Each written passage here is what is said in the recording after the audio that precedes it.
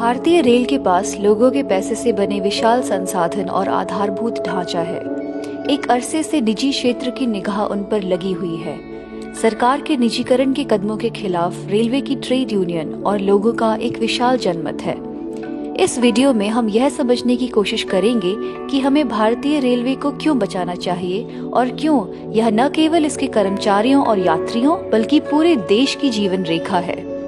मार्च 2017 तक देश भर में भारतीय रेलवे के पास लगभग 11.5 लाख एकड़ भूमि है। भारतीय रेलवे के पास 2,77,987 मालवाहक वैगन, 70,937 यात्री कोच और 11,452 लोकोमोटिव हैं। हर रोज रेलवे 13,000 यात्री रेल चलाती है, जिसमें करीब 63 लाख यात्री रोज यात्रा करते हैं।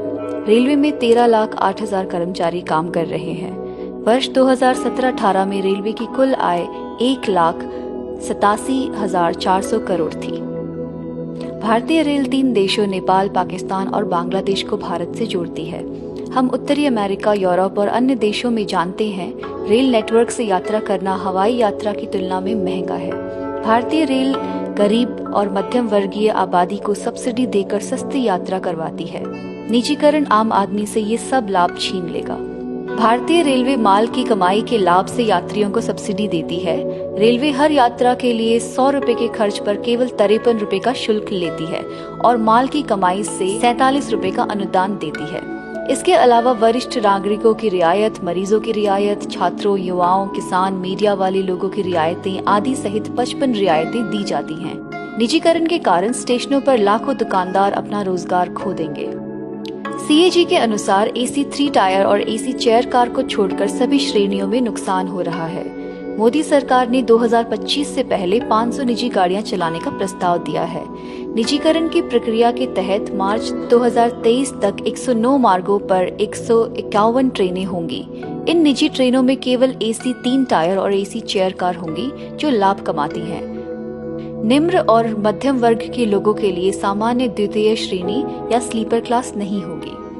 निजी कंपनियों को अपनी दरें तय करने की स्वतंत्रता होगी। यात्रियों के लिए कोई रियायत उपलब्ध नहीं होगी। एक शर्त यह भी है कि भारतीय रेल निजी ट्रेनों से 1 घंटे पहले या बाद में कोई ट्रेन नहीं चलाएगी। हालांकि वे घोषणा करते हैं कि निजी ट्रेनें 160 किलोमीटर प्रति घंटा की रफ्तार से चलेंगी, पर समय सारणी में उनके पास केवल 50 से 80 किलोमीटर प्रति घंटे की रफ्तार से चलने का समय है और ये भी सभी लाभ कमाने वाले मार्ग होंगे। रेलवे केवल घाटे के मार्गों पर चलेगी। सारा लाभ निजी क्षेत्र को जाएगा और भारतीय रेलवे को सारा नुकसान। इसके अलावा 2025 तक 30% मालगाड़ियों को निजी क्षेत्र को सौंप दिया जाएगा। इस तरह भारतीय रेलवे के पास कुछ मालगाड़ियां और घाटा उठाने वाली यात्री गाड़ियां ही रह जाएंगी। यह रेलवे की आमदनी को और खराब कर देगा। भारतीय रेलवे के लिए यात्रियों को रियायत देना असंभव हो जाएगा। वास्तव में वेतन और पेंशन का भुगतान करना भी मुश्किल हो जाएगा।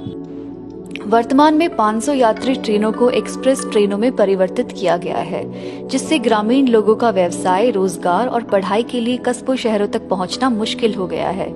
सरकार 2025 तक 30% रेलवे स्टेशनों का निजीकरण करना चाहती है। वर्तमान में मालगाड़ियों की औसत गति 25 किलोमीटर प्रति घंटा है और यात्री ट्रेनों की औसत गति 50 किलोमीटर प्रति घंटा है। टिकट मांगने पर नहीं मिलते हैं। रेलवे में भारी निवेश की सख्त जरूरत है, जिसके बिना पहले से ही पटरियां कम पड़ रही हैं। इस स्थिति में निजी रेलगाड़ियों को चलाना तब तक संभव नहीं होगा जब तक वे भारतीय रेल द्वारा चलाई जाने वाली कई ट्रेनों को रद्द नहीं कर देते। हर बजट में सरकारी निवेश घट रहा है। घोषणा तो 50 लाख करोड़ के निवेश की हुई, लेकिन यह वर्ष 2019-20 में घटकर केवल 3,70,000 करोड़ रह गया। निवेश की भारी कमी और उपेक्षा से बुनियादी ढांचे का विनाश होता है और रेलों का पटरियों से उतरना और दुर्घटनाएं बढ़ती हैं। भारतीय रेलवे का उद्देश्य इस देश की आम जनता के लिए सस्ती कीमत पर तेज और सुरक्षित ट्रेनें चलाना है। मौजूदा मार्गों में निवेश की उपेक्षा और निजीकरण की वर्तमान नीति ही इस मकसद को डावाडोल कर सकती है। अन्य देशों के अनुभव से पता चलता है कि निजीकरण रेलवे को अस्थिर करने की ओर जाता है। वास्तव में कई देशों में रेलवे का दोबारा राष्ट्रीयकरण हो रहा है। भारतीय रेलवे में 2.4 लाख SC कर्मचारियों और 1 लाख ST कर्मचारियों के साथ 12.2 लाख स्थायी कर्मचारी काम करते हैं। यदि निजीकरण किया जाता है तो ये स्थायी रोजगार के अवसर और सामाजिक न्याय बुरी तरह से प्रभावित होंगे। पहले से ही निजीकरण के दबाव में रेलवे ने 3 लाख रिक्तियों का 50% समर्पण किया है, यानी 1.5 लाख नौकरियां खत्म कर दी हैं। इसने 1.3 लाख उम्मीदवारों की भर्ती प्रक्रिया को भी रोक दिया है। इसने कर्मचारियों और पेंशन भोगियों के लिए महंगाई भत्ते को स्थिर करने का निर्णय लिया है। प्रोत्साहन बोनस और रनिंग अलाउंस में कटौती के अलावा यात्रा भत्ता में 50% की कटौती भी कर दी है। निजीकरण से कर्मचारियों के वेतन और पेंशन पर भी असर पड़ेगा। जिस तरह से BSNL और एयर इंडिया प्रभावित हुए, उसी तरह निजीकरण रेलवे को भी उजाड़ देगा। देश के हित में आम लोगों, कर्मचारियों और मजदूरों को रेलवे के विनाश के खिलाफ लड़ाई में एकजुट होना होगा। रेलवे बचाओ, देश बचाओ, सार्वजनिक क्षेत्र को बचाओ, भारत बचाओ।